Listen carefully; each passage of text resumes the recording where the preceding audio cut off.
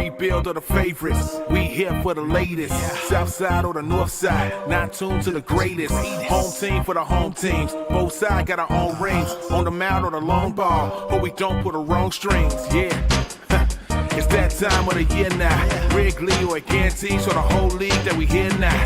New show with a new mood. Discussions and interviews. Trade rumors that might be. This is Pinwheels and Knife. Hey, what's going on, everybody? It is Tuesday, February 24th, and you have found the Pinwheels and Ivy podcast.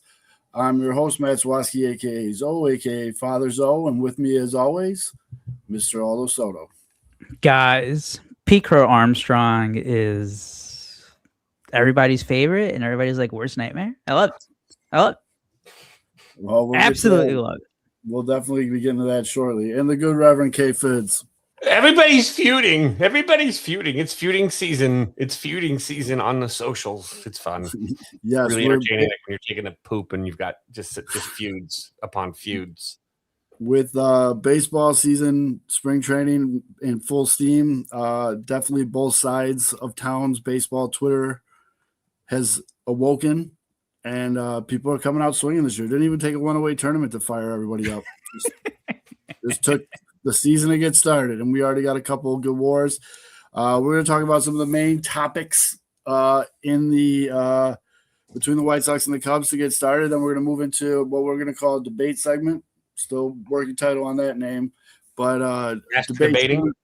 Master Debaters. And then we're going to go into I think we found a winner. We're also going to go into our newer segment I'm a big fan of called Whiff of the Week. And then we're going to close it up like we always do, which is the free-for-all, and we're just going to hang out for a little bit. So everybody just get comfy, get cozy. If you're a Cubs fan, tell your mom good night, and let's get started. So the first topic that we got to talk about, because this is the big story, your guy's boy PCA, which kid's got a lot of fire in him. I give him that. He's been pairing up with Caleb Williams all over town. He made a case. He's on Team USA for the upcoming World Baseball Classic. He had a pretty good year last year, a really good first half, okay second half. I'm going to be nice. And he was the cover boy for Chicago Magazine, where he had some pretty ballsy quotes. I mean, the kid came out swinging right away. For those of you that didn't see it, PCA said, and I quote, "Cubs fans give a shit. They aren't just baseball fans who go to the game like Dodgers fans to take pictures. They are paying attention." Of course, a young upcoming player like that says something like that, it's going to stir some debate, some controversy on Twitter. Me personally, I love the renaissance, if you will, of Chicago sports right now with Bedard, Caleb Williams, PCA. We got to get someone on the White Sox in this party. But, yeah, I mean, what are your guys? That's your guy. So what's your initial reaction for him calling out Dodgers fan? I mean, first of all, I just want to say before we go any further, he's not wrong, but also Wrigley has quite the reputation of being a tourist attraction, but we'll get there. You guys, what are your guys' thoughts on it? Although you go first, bud. I mean, like you said, it's true. I don't know why everybody jumped on him for the Dodgers comment. Everybody makes that joke. Everybody says go in by the 3rd, leave by the 7th. And as we explained on this show, we kind of give the Dodgers fans a break because you guys have said getting out of that parking lot is hell. It's hell on earth. So we cut up some slack. Pete Crow-Armstrong is an LA kid. So that was, probably hurt extra more for all those LA people. As far as like the comparison to Cubs fans, guys, he's like the face of the team right now. Of course, he's going to hype up his own fan base. Are you kidding me? The Dodgers are like the #1 team right now. They're the team that everyone wants to beat. I also loved another quote that he had in that article in Chicago Magazine where he's like, "I play the game to beat everybody else." How often do we say, or have we said as sports fans in general during like the past decade or so, especially in the NBA and like other sports too, where like everyone's too buddy, right? It's like, oh, these guys are just like goofing around after games. Do they even care? And maybe they're just words on a paper. Like every interview he seems to have like a great fucking quote. But at least it seems like he does genuinely care about Cubs fans, about the city of Chicago. How can you not love this guy? And I mean, we'll get to some of the somehow White Sox fans made this about the White Sox, but Kevin, they did. They did.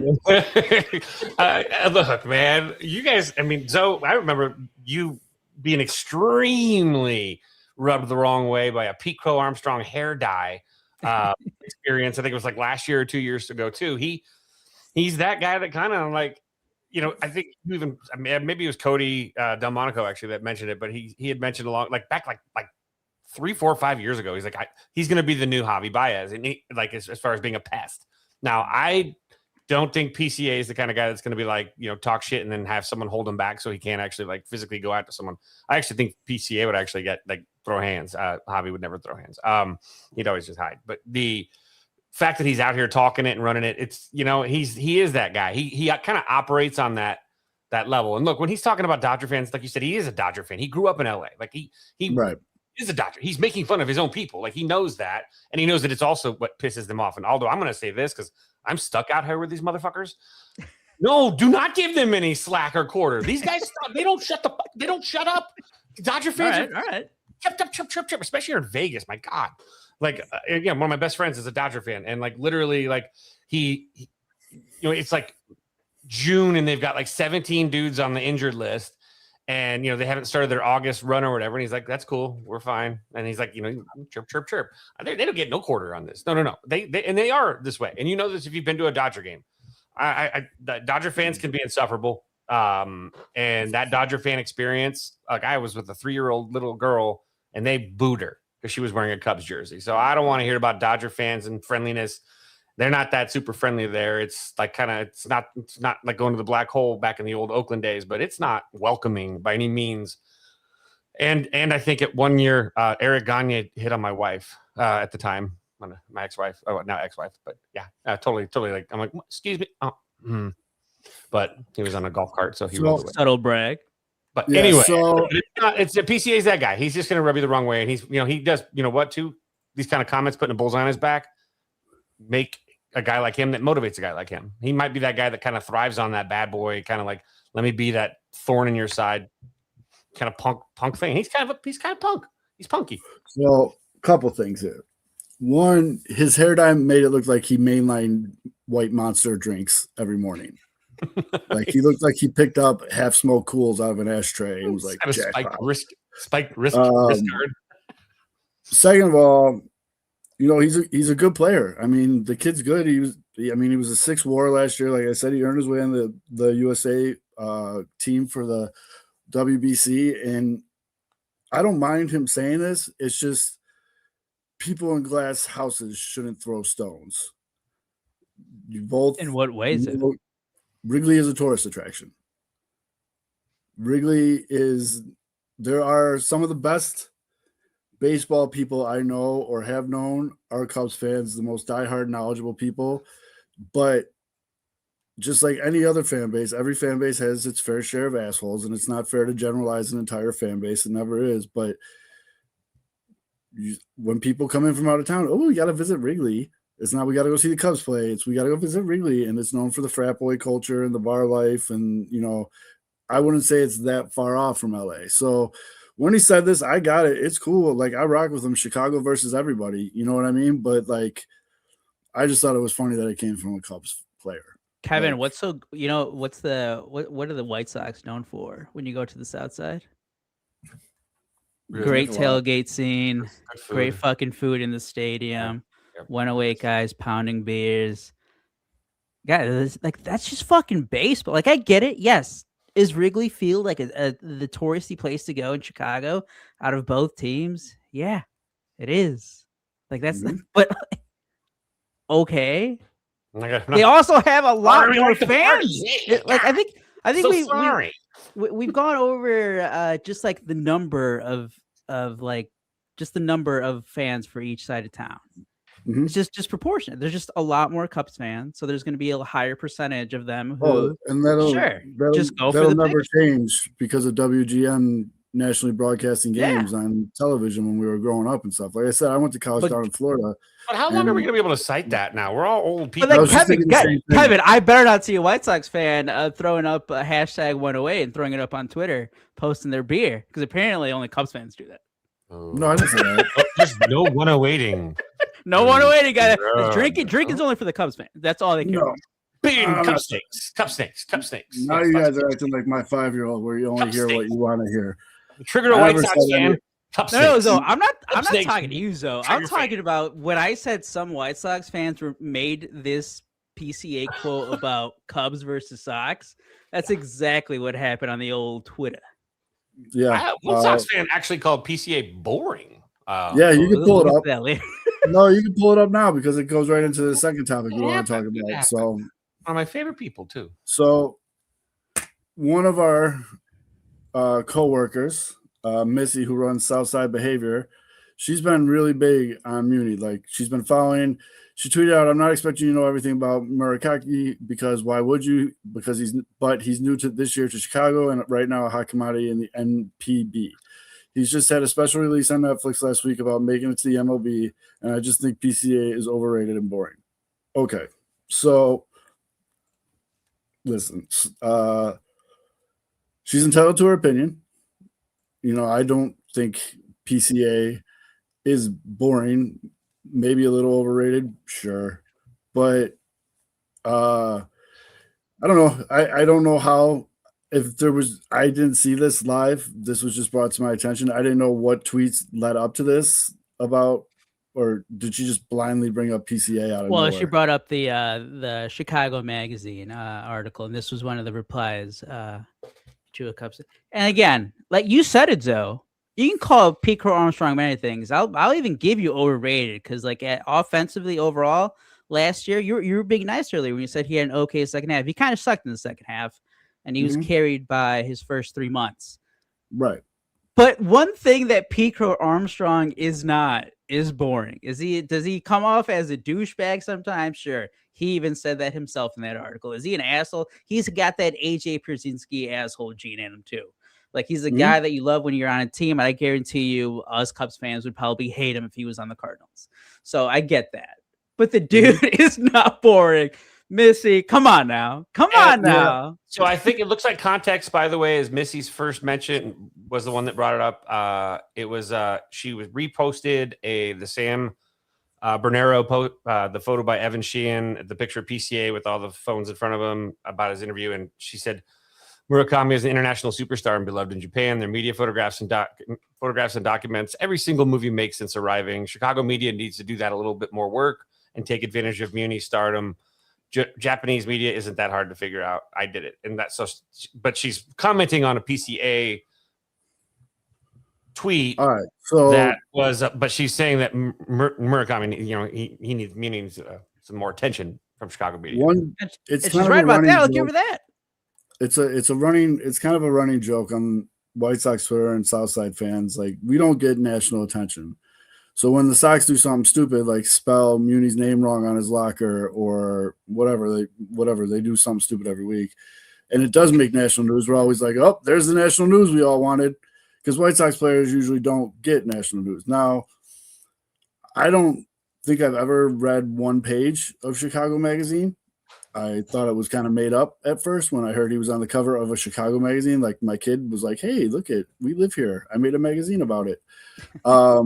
So I don't really know if this was the time or the place to do the why didn't you do my guy instead of this guy kind of stuff. So I'm sorry, Missy, I can't really ride with you on that. But she does have a point. You know, Muni is big. The Netflix series is cool, and I'll give a lot of credit to Missy. She's been hustling her ass off this spring training to provide content and to keep us informed about Muni and all this stuff. But it's just, that is kind of a weird, why not my guy? PCA, he's very popular from his season last year, but also, I'm telling you, when you were describing himself like as a douchebag and an asshole and cocky, he is baseball. He's Caleb Williams. That's his bro, and that's how Caleb is. And you know what I mean? It's just like when I saw that comment from Missy, I was like, this is like if a Packers fan was like, you know what? Caleb Williams is boring. Like, no. Like, that's just not, no. Like, Caleb There's a Williams lot is of many things, but he's not boring. Pete Crow-Armstrong, say again, everybody has entitled their own opinion, but I can't get on board with boring. And that's people not forget, just a Cubs fan being a Cubs. Like, he's just not boring. and there's some saltiness there too, because you know what? Let's not forget who the darling of the All-Star game this past year was, when he was mic'd up during the ball game, talking during the All-Star game, and people got to see PCA kind of as a personality, and he scored. I think he scored with a nice national audience. I think a lot of people are like that he's doing this because nobody likes the Dodgers. So Just, he's probably playing. That alone, Kevin. Like, think of all the Cubs he's have throwing had down like the pretty gauntlet good to the big dog. players. They've had like pretty good players. They've had star players. Chris Bryant, Anthony Rizzo, face of the franchise. They've had other exciting players. Javier Baez, recent guys, respected around the league. Alex Bregman, Dansby Swanson, Nico Horner. Rising talent, say Suzuki, Shota Imanaga, and like in their own way, those guys also have great personalities. But when it comes to Pete Crow-Armstrong, like every interview, you're talking about one of the most personable guys in the entire league, let alone just Chicago. He's punk rock. He's fun. He's. I love when they give him the camera and they let him like walk around and do stuff. Like he's our. Not, I wouldn't even say bad boy, because he's not a bad boy. Like, he's not a troublemaker. He's not getting into barroom brawls by any means, but he is. He's just a pest on the baseball field, which is great. He's a gnat in your ear, man. He's good, like just getting in there because he wants to get in your head. Yeah, he wants these dudes, especially the Dodgers. He wants to get in the Dodgers' head as much as possible. Now they're going to be thinking about this whole time, and if the Cubs have, inevitably the road to the World Series goes through LA.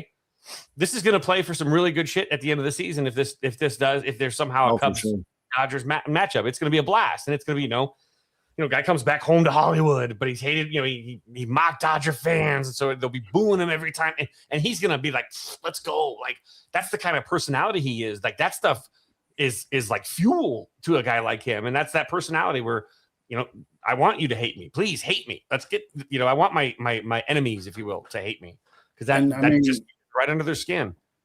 I know he's from there, so props for that. But also, let's call it what it is. The Dodgers are what? I'm not a Star Wars guy. What's Darth Vader? You don't get to be Darth Vader and then also get sensitive to people. No, what's the name of his ship? I was gonna go ship name. They're the Death Star. They're the Death Star.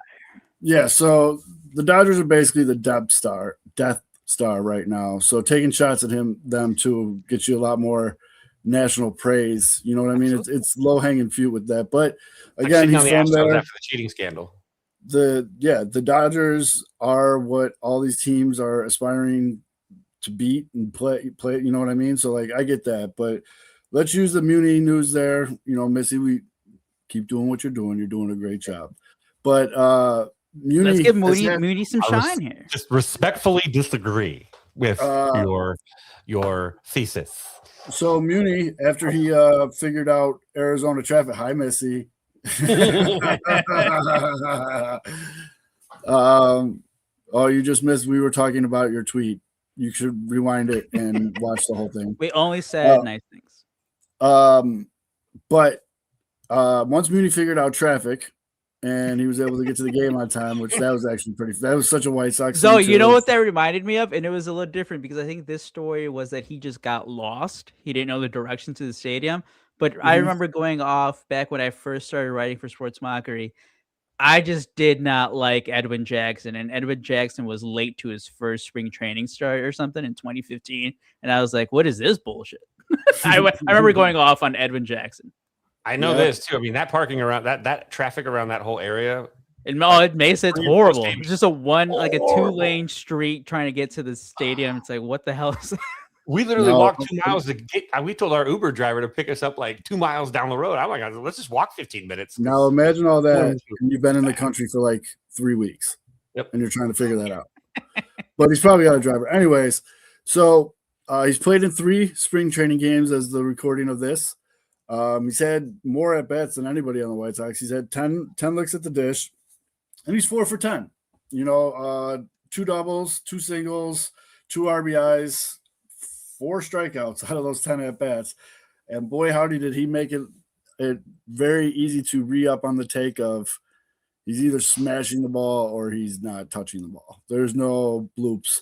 The most impressive at bat, a lot of people were really impressed with his shot to deep center against the Cubs, where his soon-to-be teammate in the WBC lost it in the sun. I guess that would have been Missy actually put it up. That would have actually been a home run in like 16 ballparks. No, I was surprised it only landed on the warning track. He killed that ball. And then the at bat that really impressed me was he was up and lefty took it down the left field line. He went with the pitch.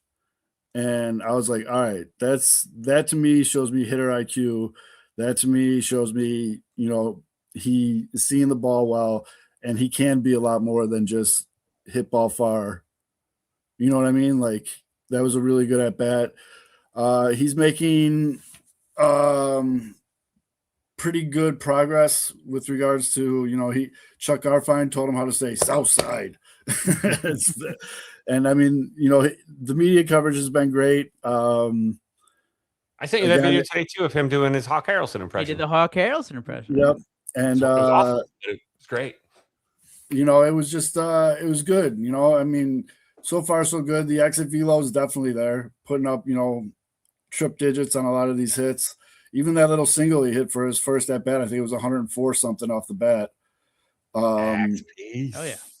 So I mean, so far he hasn't really been tested in the field, but I was going to ask you long term. I know we touched on it last week on our debate of if he was getting overhyped, but just quick little prediction here from you, Zoe. I was looking at his projections on Fangraphs, like all their projected like Zips, the Oopsie. I don't even know what the hell Oopsie was, but I think that's another one of their projection models. Need more acronyms. Please, more acronyms. I think they have him projected on average on all those like around 28, 29 home runs, like a 230, like 300 on base, like 450 slugging. So it's like about a 120 WRC plus. Any of those numbers you think go way over, way under? You think those projections are in line?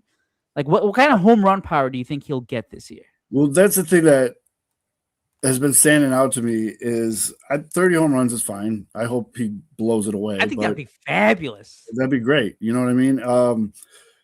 One thing that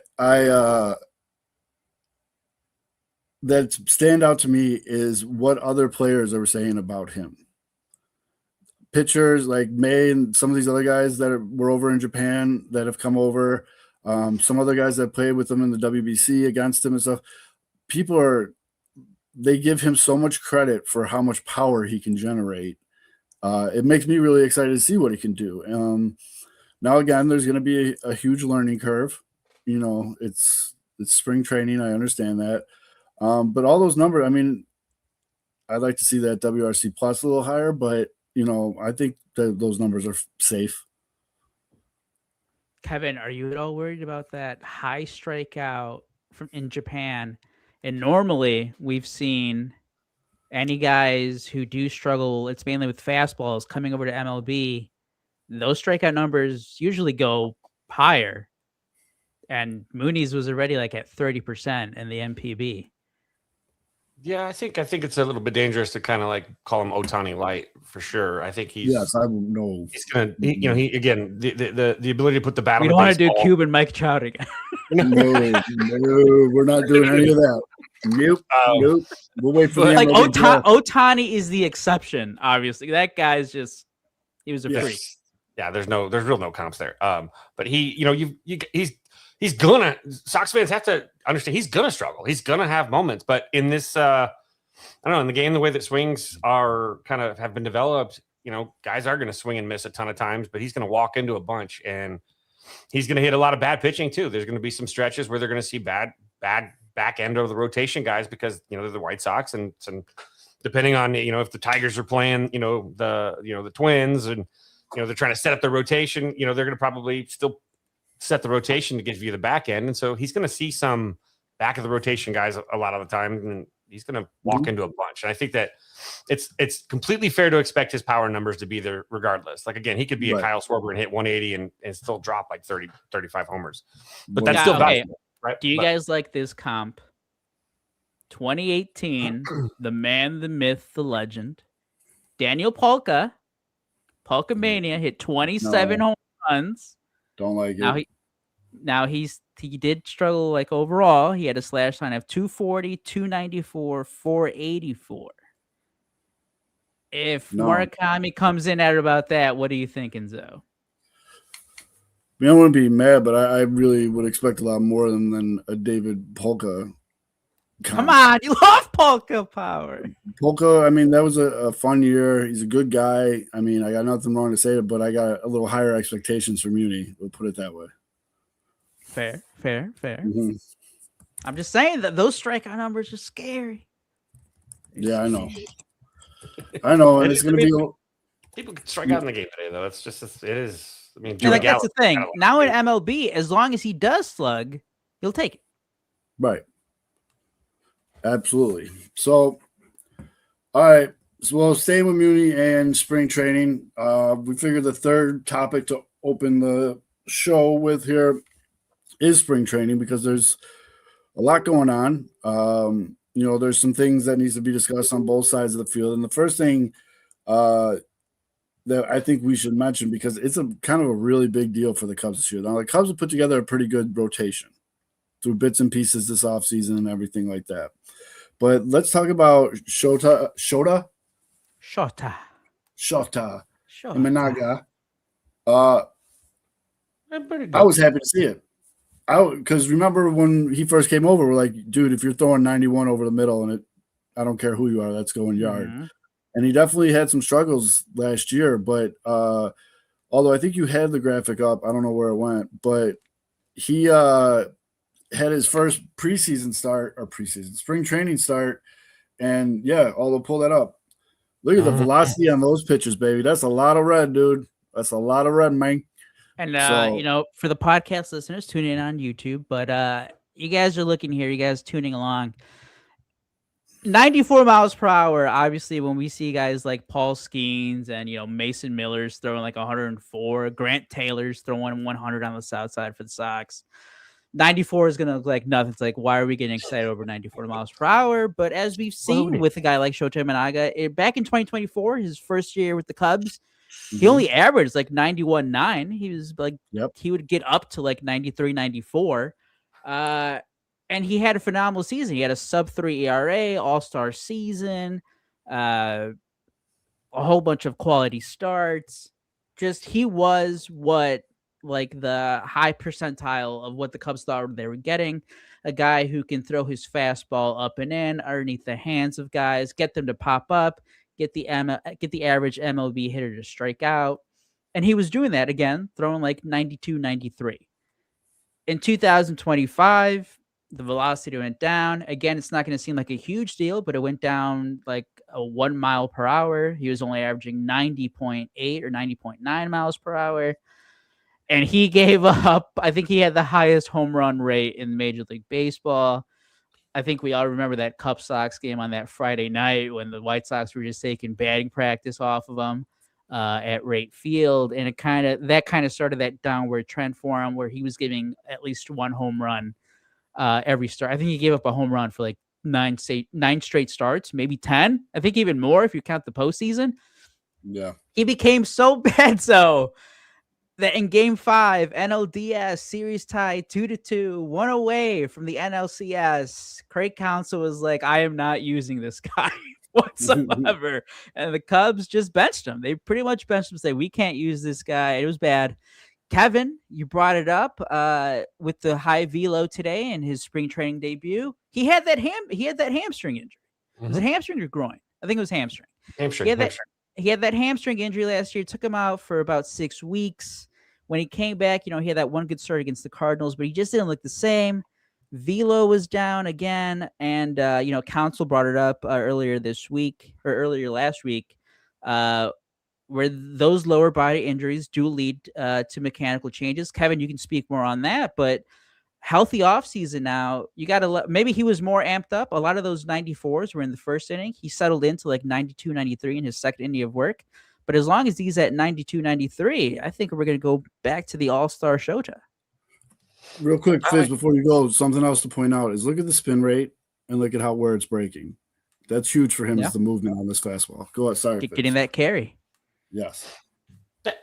So I mean, last year he had this hamstring injury, and you can't underestimate. This is the crappy part about the 162 game season.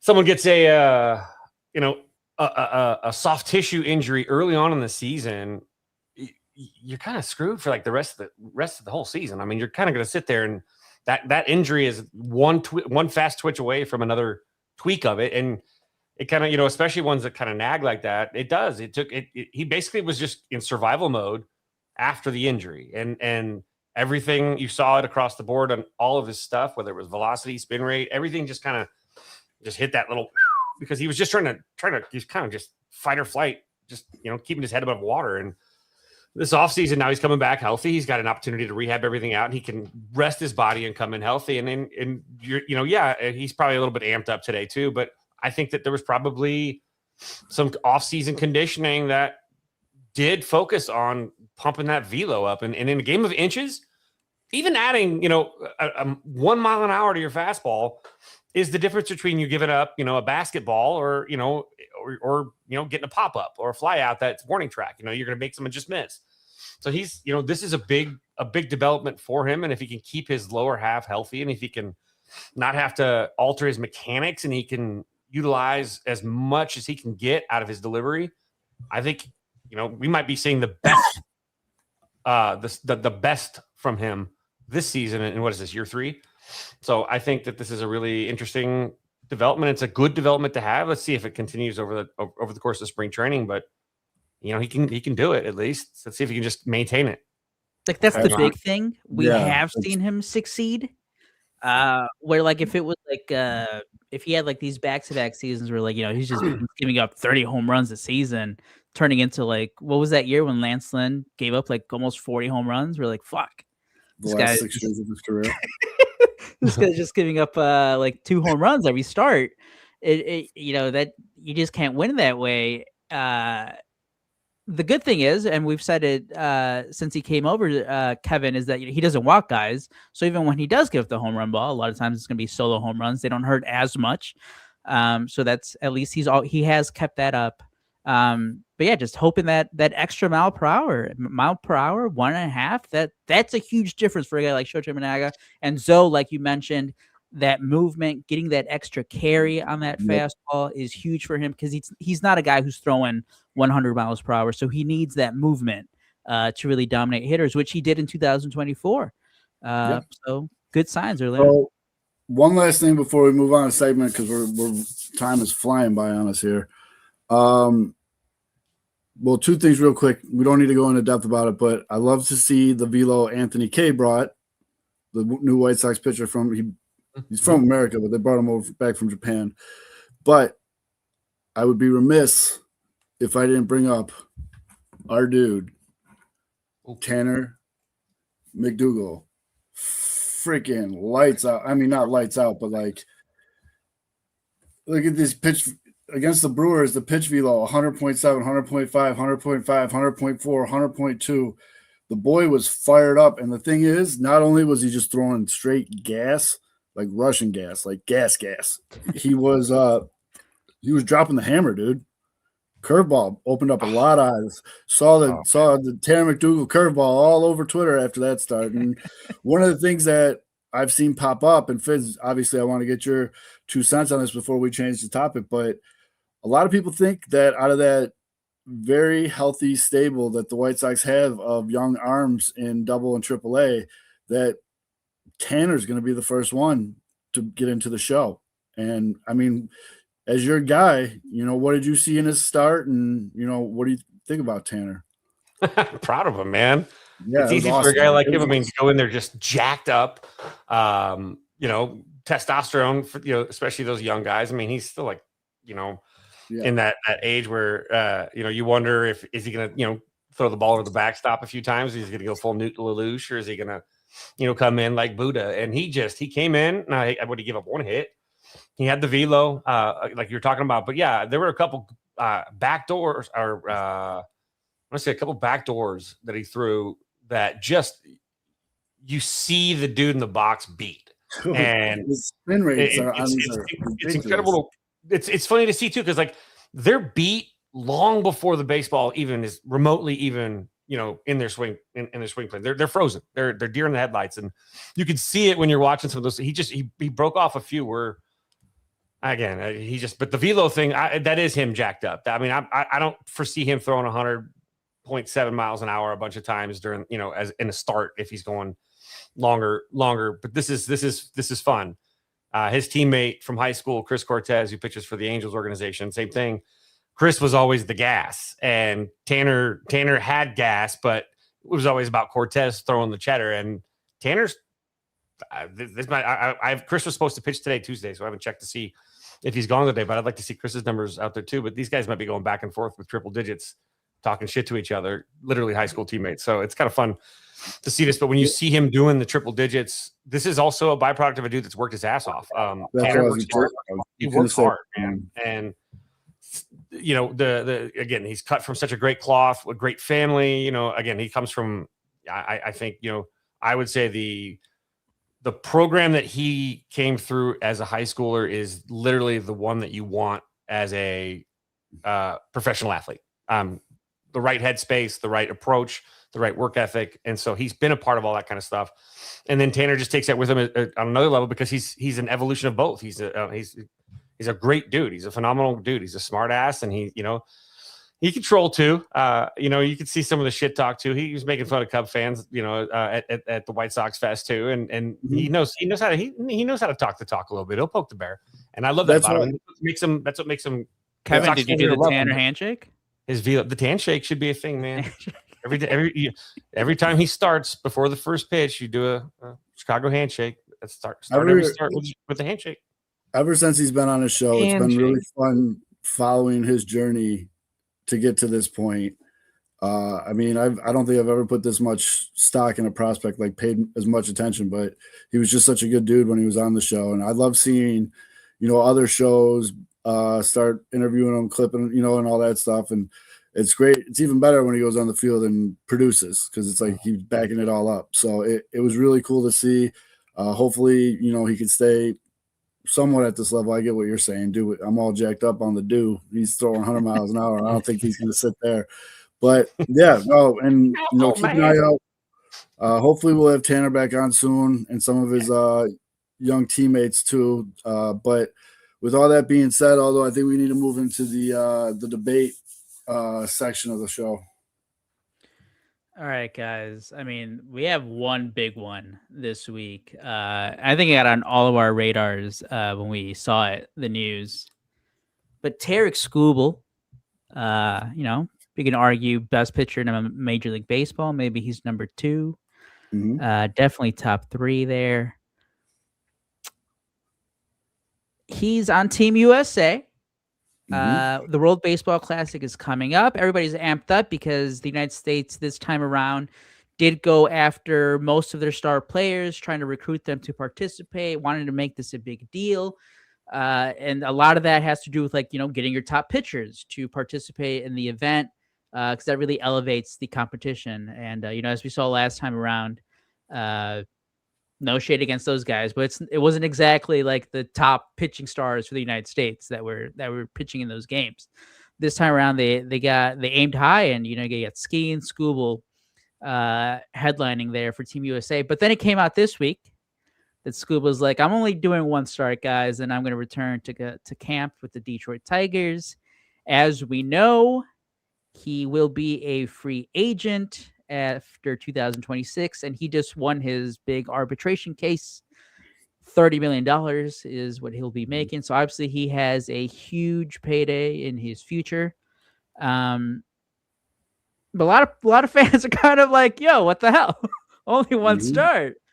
Zoe, I know you initially shared that in the group chat. What are you thinking here? Should fans be that upset? I don't even know if fans should be upset, just more disappointed. Like you said, he's becoming a free agent this year. He stands to make a shit ton of money. And, everyone saw Diaz get hurt and out for the season in the last WBC. And I understand that. But, dude, if you're literally going to come over, throw 4 innings against Great Britain, and then go back to Detroit, there's got to be another young guy out there that is a pretty seasonable pitcher that could have took that roster spot that would have been happy to represent the United States and stay there the whole time. Again, I'm not stupid. I understand why he's doing it, but I just think it's kind of lame to take a roster spot and then say he's only going to play one game.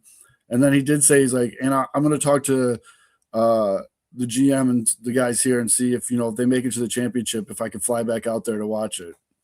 Just stay home, dude. Like, I guess that's I guess that's the bigger question, Kevin. If he would have let, everyone on Team USA, the coaches, the people who are putting the team together know beforehand, hey, I want to do this, but I'm only doing one start. Should they have opened that up, that spot up for somebody else from the beginning? Yeah. I mean, I don't fault the guys, especially this time of year with pitchers. There's obviously a lot more strain on these guys than there are for like a position player. So, I don't blame him for that, but it does poses a good question. Like if there's a dude that was willing to like be a valuable, contributor for that team and they didn't get added because we wanted to have the big name for one start or they weren't sure they were going to get him. That's the thing. Why? Or was this the plan the whole time? Like, was this already the plan when they talked to him? Like, did he say, sure, I'll give you one start, but I got to make sure I'm taking care of my body. I got to blah, blah, blah, blah, blah. And I get you to want to be cocky and be like, oh, like, the United States is going to cruise to like at least the semifinals. But like, come on, the United States should get to at least the semifinals. Why couldn't school be like, you know what? I'll keep ramping up at my normal pace in spring training, and I'll give you that one start if we advance past. Like they should easily get past the group stage. Yeah, they don't need schoolable, like you said. So going 4 innings against BJ Murray, or who is Jazz Chisholm on Team Britain? Jazz is on there. Jazz, do you all see? Sorry, not to sidetrack this, but Jazz is asking for 10-year contract now. But, yeah, later. But yeah, dude, go ahead, Vince. I was gonna say just for these guys too, although and you bring it up, I think that's why the games, pitching wise at least, are really, really well suited for the veteran, the older veteran kind of arms, the Verlanders, the guys that are kind of like towards they've already done it. Like they're badasses and they're like, fuck, let's go, America. Like they're gonna get out there and they'll toe the rubber and they'll be like a real, a fun story. They're still good enough to get outs, like obviously, but they're willing to go out there and if they tear their rotator cuff, it was a great run. We're cool, Like let's get like a juiced up Kyle Farnsworth thrown at guys. Like let's get crazy. But my other there's thing no too, testing in the World Baseball Classic, right? Except for weed, but how terrible of timing was it though? Just absolute terrible timing for him. Right after the USA right hockey. At the end of the Olympics, U.S. women and U.S. men hockey pull off huge upsets against Canada in overtime. Everyone's, for the most part, I should say, because things got weird about the men's hockey team, but for the most part, just beaming with pride. We're Americans. We love winning, all that stuff. And then this dude comes out with like, yo, I'm gonna show up for a game. Cool. It's like, in peace. Yeah, it's like, come on, dude. We got dudes spitting out teeth, scoring game-winning goals, and and I know it's not a pissing contest. I don't want to turn this into like my sport, please, but it's just like it's bad. Everything bad timing. To be fair, man, the hockey comparison is difficult because hockey's mid-season. They're like fully ramped up, and this is the ramp-up part of his process. And this is when you can hurt yourself the most if you're not like taking care of your body. And you want those bullets at the end of the season. You don't want to waste too many of those now. And so this is the part where just as much as we want the World Baseball Classic to be like a bigger thing, a more relevant thing, it's just so different because of that fact, Kevin. It's like they're not mid-season. They're not getting like a couple weeks off the middle of the year to like, regroup or whatever. This is the time where they're ramping up from months off. And I shared it with you guys. Jameson Tyon, who's going to pitch for Team Canada, they asked him about it after Friday's game against the White Sox. It's like, how is it, getting ready to pitch for Team Canada? Like, does that affect your process? And he's like, I mean, yeah, but I'm going to go pitch for Team Canada and I'm going to continue my ramp up. Like, I'm not going, he didn't say flat out, I'm not going balls to the wall for Canada, but he's like, I'm not going to overdo it. And how, like, as a team, as a fan, Yeah. Root for your country, whatever. But like you care more about the White Sox, you care more about the Cubs, whoever your team is, than if Team USA wins. The I love my country, but I don't want my ace with a torn rotator like if cuff. you're a Detroit Tigers fan, you're like, dude, not get hurt, please. Yeah, patriotism. There's patriotism, and then there's like, no, I need you in October. Thanks, please. Yeah, my biggest thing is just there's probably a long line of other pitchers that would love to go. Yes. And take the full ride, but club ball tournament is all it is. That's what it is. Yeah, but it's a national stage, it's national pride, and all that fun stuff. Why don't they do it in the middle? Why? What was the reasoning why they don't do like a 2-week All-Star break like what hockey's doing? It would be a better idea. Was there a reason behind it, or like? I mean, it probably has to do with like the union and MLB. I don't know. Teams probably don't want 2 weeks off in the middle of July. That's a lot of revenue during the summer months. Because I think you have to cut down the games because you don't want the games extended. You don't want the playoffs going into November. Yeah, that's a good point. They already compete with like NFL and college football. So Axel, we see your questions. We're going to do our whiff of the week there, and then we'll answer your questions in the free for all. But right now, although, why don't you pull up the triple play whiff of the week? Play. We can't show the video here, but Kevin can describe it. And this was this was pretty brutal for one of the whiffs of the week, Kevin. Oh my god! Yeah. So this is what we would call in the industry twins. Somebody gets a little too aggressive on the base paths, or someone gets a little bit passive and pulls up. Whatever happens, you got two dicks on one bag, and bad things happen. One way to put it, yeah. The Cubs game though against the Giants, was it Saya? Blooped Saya the ball, hit a single to right. Single to right. Guys on first and second. Matt Shaw is on second. And was Bregman? It was Bregman, right? Bregman was on first. So a little blooper to right, and they go hard. Bregman's going first to third. I think he's assuming that Matt Shaw's going to Bregman read it like immediately, like that ball's dropping. Shaw's going to score. I'm going to third. Unsung part of that thing is that's a veteran dude that knows how to read a ball off the bat. By the way, he knew it, and that's the difference between him and Matt Shaw, who didn't know how to read the ball off the bat at the major league level because he's still a younger guy learning the speed of the game and the range and whatnot. But hilarious. Yeah. So Say bloops it in there. Matt Shaw pulls up at third, but here Bregman's come on in, and they punch Saya out at second because Saya's also running hard trying to take second. So he gets banged out at second, and then they put it down. I don't know if they throw it over or they whatever, they walk it over, and you've got two guys on one bag. And now any coach will tell you this in freaking little league, all the way down. When you have twins, just somebody's toast. So stay on the bag. It's always the trail runner, but stay on the bag.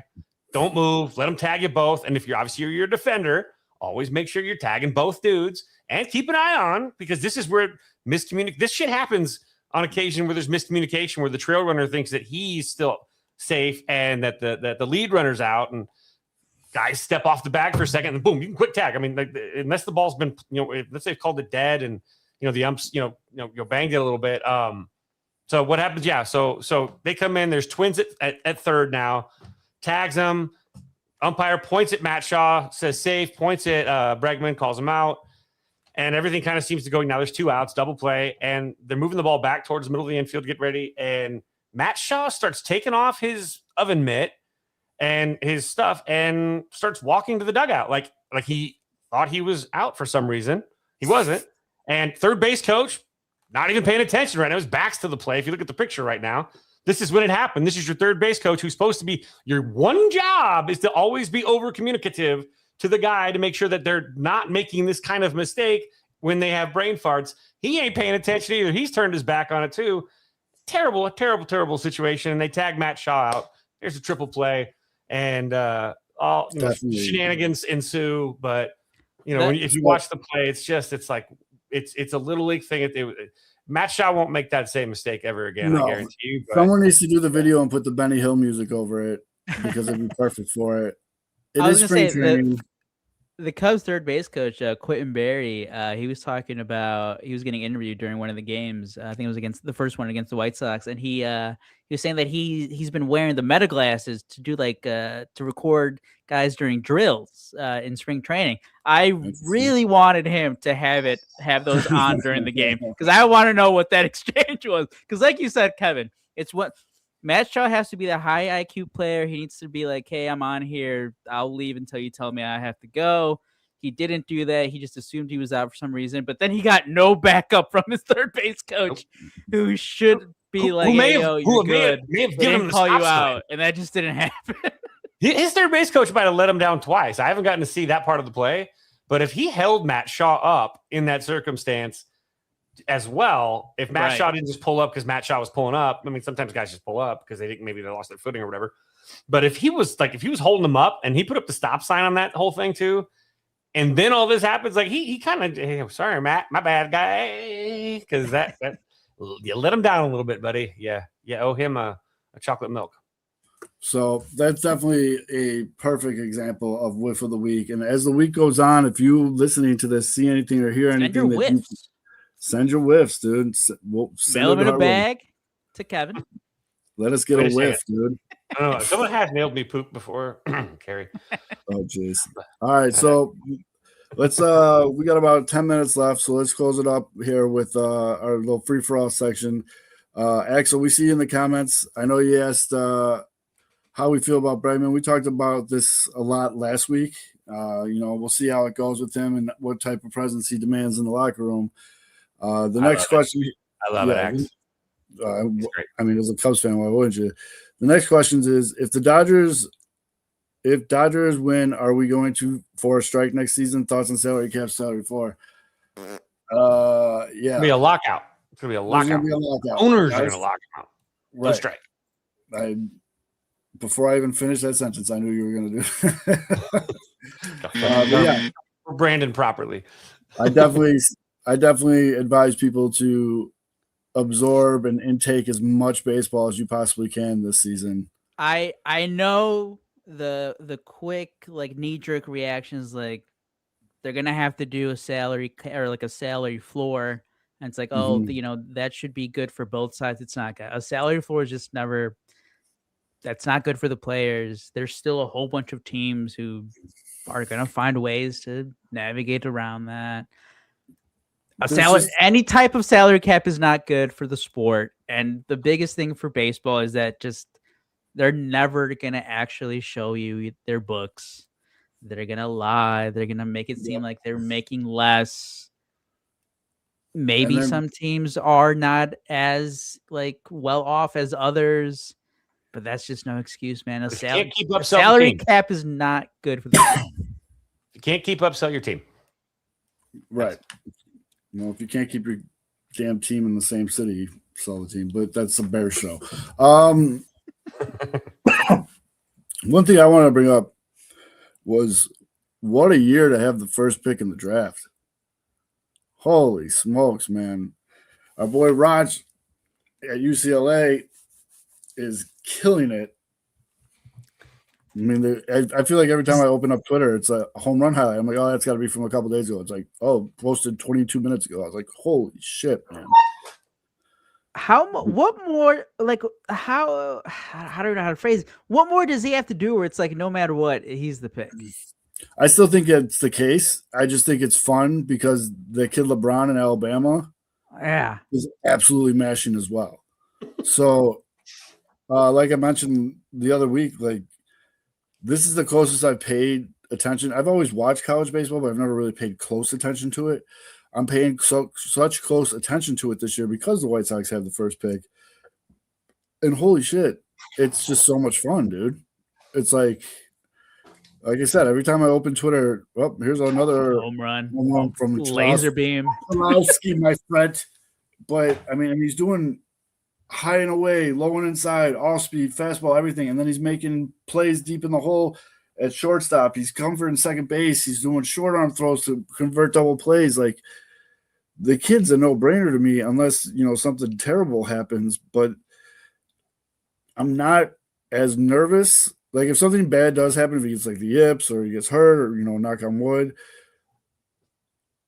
that LeBron kid in Alabama is not a bad consolation prize right now. I mean, we'll see who can keep it up. They're at an insane pace right now, but it's fun. As a White Sox fan, it's very fun.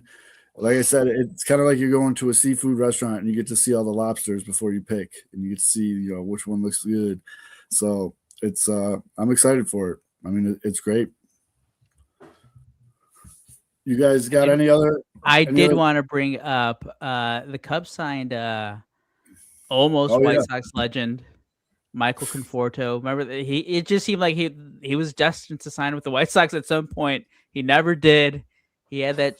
He had like another. It was Sean Anderson, CH, whatever. He did that thing every time after they did not sign Conforto. Yeah. Every time Conforto hit a home run, he would tweet like, "Michael Conforto, another home run!" Like, "Meh."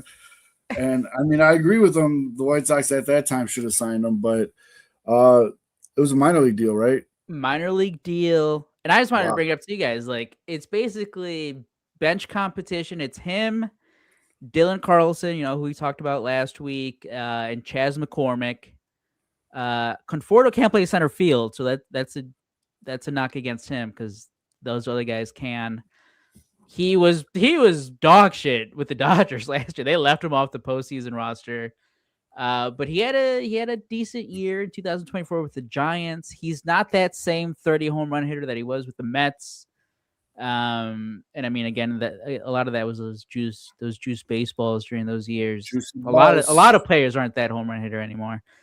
But he could be a decent guy. Kevin, where do you rank him right now? Conforto, Carlson, McCormick. Bench competition for the Cubs. I mean, it's good to have as many options as possible, I guess. But this was just weird. It felt just like what? When I saw the push notice in the morning, it was like John Heyman like at 1 a.m. Yeah, I was like, what the heck? Okay, I guess. By the way, I know that John Heyman doesn't like to be like, oh, you're the Boris guy, but I think Michael Conforto is a Scott Boris client. That did not deserve a 1 a.m. breaking Conforto to Cubs. No. And then and if I'm Kevin Alcantara, I'm like, what the hello, I'm here. So I mean, we got to see how this plays out. But you know what? Maybe some of this is a little motivational.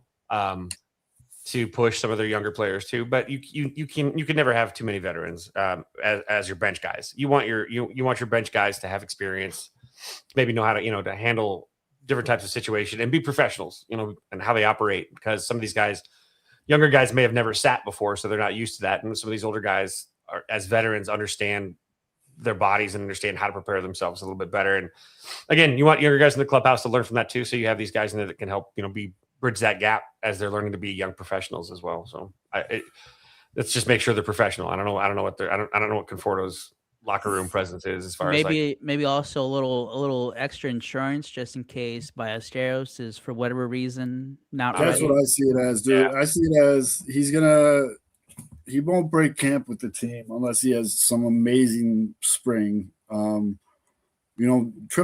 and why not? If he figures it out in AAA, you got yourself a legit outfielder there.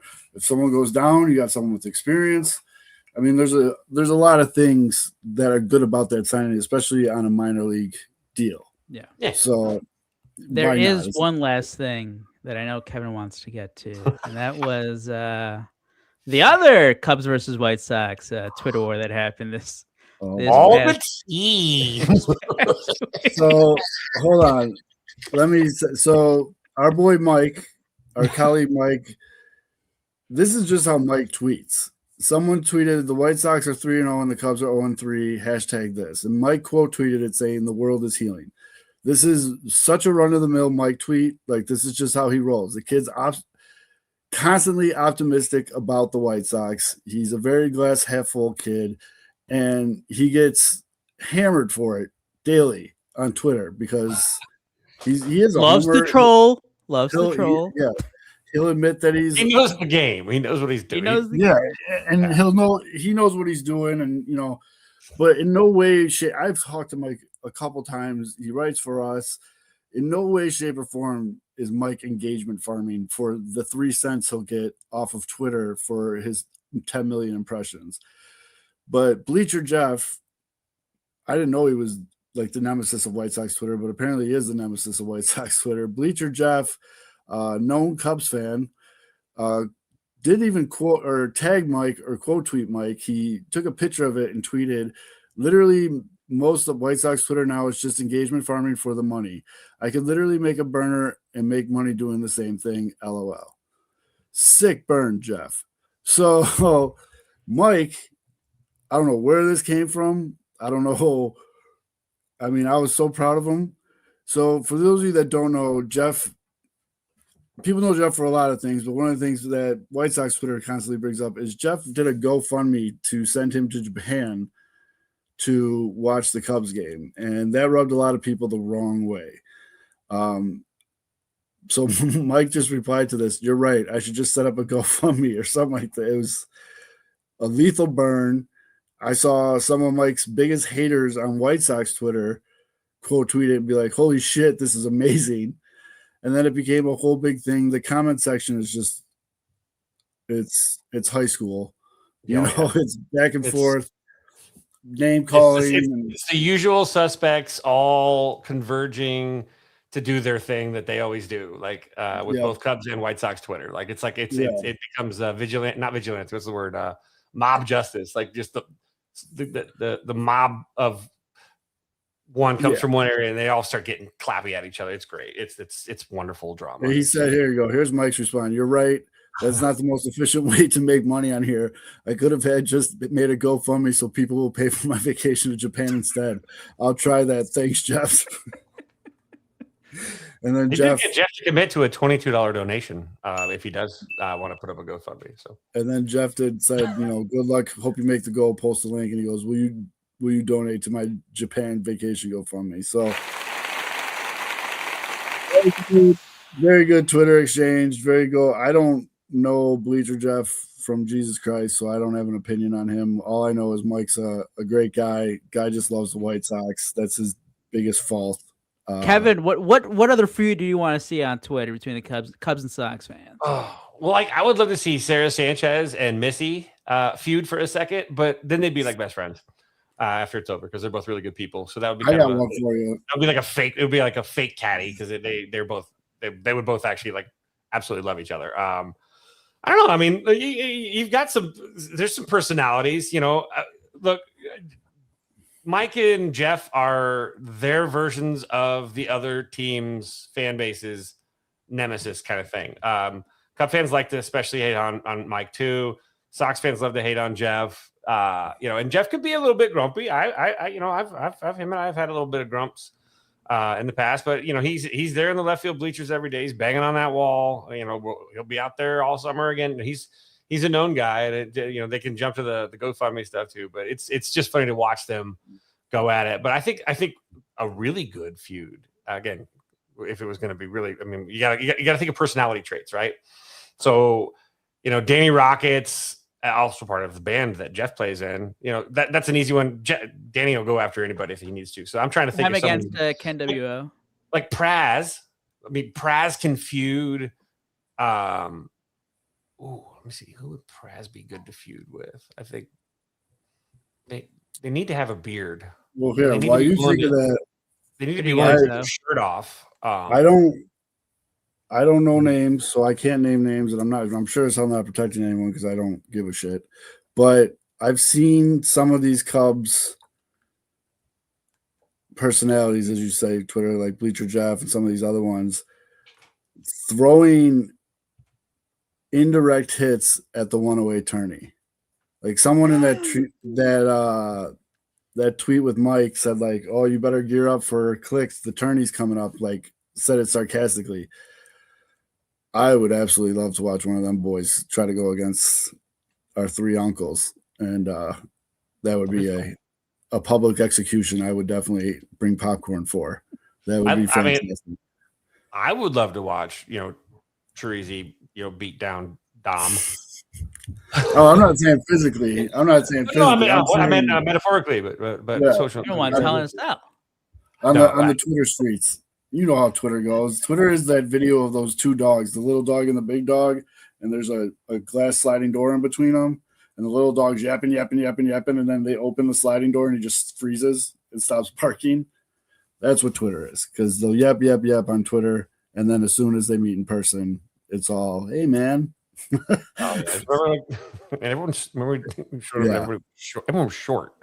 It was a lot shorter in person when you finally get to meet them, and you're like, we went a little over tonight, but we'll end on that note. Again, throughout the week, tweet us your whiffs, if you will, or if you have a good topic you want us to debate. The at Pinwheels Ivy Pod Twitter account is open, so go ahead, tweet at us, DM us, whatever you want to do. Other than that, everybody in the comment section, thank you very much and everybody watching, we appreciate you. I'm Zoe, that's Aldo and Fids, and we'll start a feud this week.